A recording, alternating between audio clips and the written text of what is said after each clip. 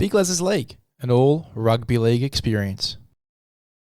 Hello, welcome back to Big LEZ'S League. Make sure if you haven't already to go ahead and subscribe to the YouTube. Plenty of content coming out over the next few weeks. As always, we do a bunch of these news podcasts. Obviously, a little bit less content now that the Origin time has finished, but we will still be getting these news update podcasts. Plenty of other fun content coming your way as well, as particularly next week. We've got something to sort of bring the Origin discussion back a little bit. As you guys know, it's my favorite time of the year. We love Origin. It's probably the pinnacle of the game.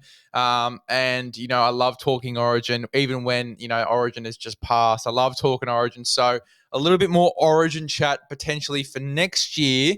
Wink, wink, not giving too much away, coming out next week. So make sure you stay tuned for that. But let's talk about some news going around the league at the moment. We did the news podcast at the start of the week, obviously talking about Ryan Madison and Mitch Moses, but this news was too good to wait. There is some big news happening with the West Tigers. Johnny Bateman, he has officially been sent back to the Super League for the rest of the year, and then they will reassess his contract going into next season starting November 1. So a lot of dramas there. As reported on NRL 360, it looked like after the previous game, it looks like John Bateman and Benji Marshall had a bit of a stink. They had a bit of an argument, got very, very heated. Bateman brought up the fact that he'd obviously been talking to Sammy Burgess about going to Warrington for the rest of the year. Benji was like, sweet. Shane Richardson was like, sweet. They sorted it out. He's now going to play for Warrington under Sam Burgess for the rest of the year before coming back, or maybe coming back to the West Tigers next season to finish off his contract. But there is also a lot of talk that the reason that he's going to play for Warrington under Sammy Burgess is because once that deal is done, and I think Bateman is going to be around 30, 31, 32 by the time that deal is done, they'll both come back to South Sydney. And obviously, Sammy Burgess will come in. He'll be an assistant under Wayne for at least 1 to 2 years before taking that role. And Bateman will finish his career potentially as a South Sydney rabbitoh. That's the rumor that's going around at the moment. There's no truth to it. There's no proof to it. But that's the rumor that's going around. The reason he's going to play under Sammy Burgess is because he's going to come back with Sammy Burgess to the South Sydney Rabbitohs to finish his career there. And look, we've seen a bunch of pommies, including all of the Burgess boys, go to South Sydney. I think that Bateman would fit in very well. He'd probably play that left edge back row and obviously add a lot of spark to that left edge as well. We know that John Bateman can play well in a good side, but in a poor form side like the West Tigers currently, who are last on the ladder, he does struggle, and we've seen that for the past year or so since he's been at the Tigers. So, keen to see if this does come into fruition, but that is currently the rumor that's going around. As I said, I think Sammy Burgess would go good at South Sydney. I think that they're only on the up, South Sydney, especially with a full another preseason after this year, learning a lot with everyone back from injury for long periods, plus a few new recruits going into next year as well. We'll sort out the halves pairing. I think that South Sydney are definitely on the up, and I think that Johnny Bateman coming into that side would be beautiful as well. So keen to see, as I said, if that rumor does come into fruition. If he does go back to the West Tigers and finishes off there, you look at the West Tigers going into next year, Jerome Luai's coming into that building as well. They do lose Isaiah Papali'i, but Johnny Bateman will just go straight into that spot. Could very much so see Johnny Bateman finishing his career in the middle of the field, playing that link man 13 role, because he basically goes into the middle and plays that role and tries to get involved anyway when he does play on the edge, and particularly in recent games, we've seen a lot of that from Johnny Bateman. So maybe he does finish his career in that 13 jersey. He comes back to the NRL, plays 13 for the Tigers, especially around some really crafty halves in Jerome Luai, who is now pretty much proven that he can play that 7 jersey with Nathan Cleary being out of the side for majority of the season. He's proven that he can play that 7 jersey. You got Lockie Galvin there, who's playing some good footy despite, them not winning too many games and being a little bit ill-disciplined.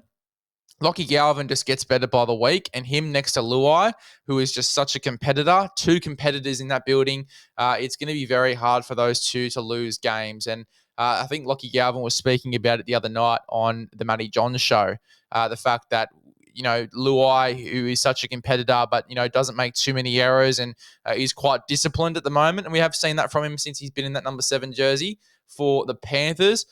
Coming into that side, it's just going to be all the better for the West Tigers. So very excited to see what happens with Johnny Bateman. If he stays at the Tigers, who could potentially be, I wouldn't say a top 8 side, but I definitely think would go and on the improve and be a good footy side going into next year with a lot of craftiness. They've just got to sort out their back line for me. I feel like they've really got to set in stone. We sort of said it in the review the other day, but full strength, we don't know what this West Tigers backline is going to look like, and that is a scary prospect. So they've got to sort that out, whether it be Charlie Staines and whoever else on the wing, and then obviously Adam Doueihi being one of the centers, if he is going to be one of the centers. Who else is the other center going to be? Is it going to be Stafford Toa? Is it going to be someone else? They've got to figure out, is it going to be Olam? What is this backline at its best looking like? And the fact that we don't know that is concerning.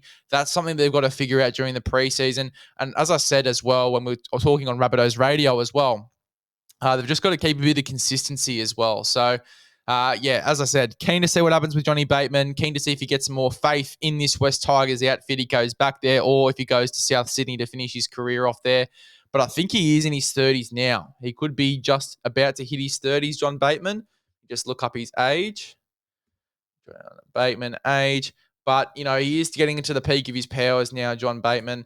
30 years old. So he'd be 31, 32 by the end of that Warrington deal for the rest of the year.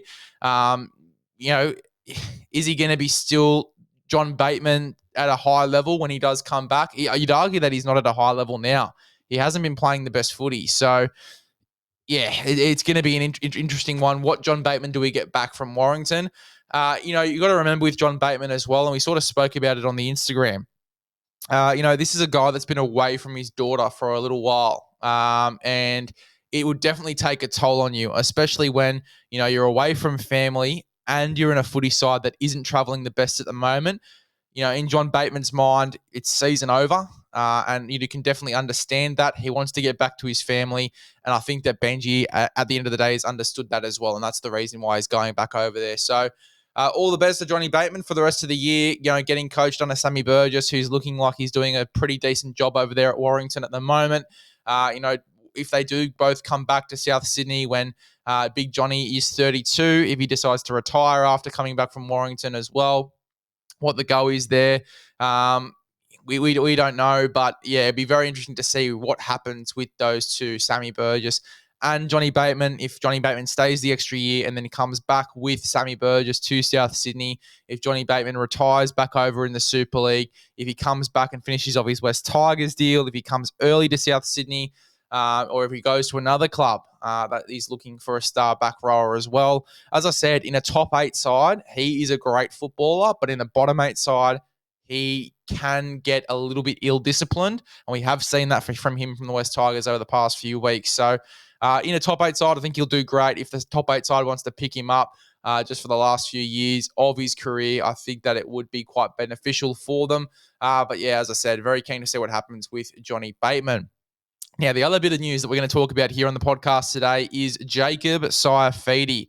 It looks like he will be spending some time at St. George for the rest of the season. He's done a fitness test reportedly with the Dragons this week. So it looks like this deal is pretty much ready to go. It looks like he's going over to the Dragons to finish off the year.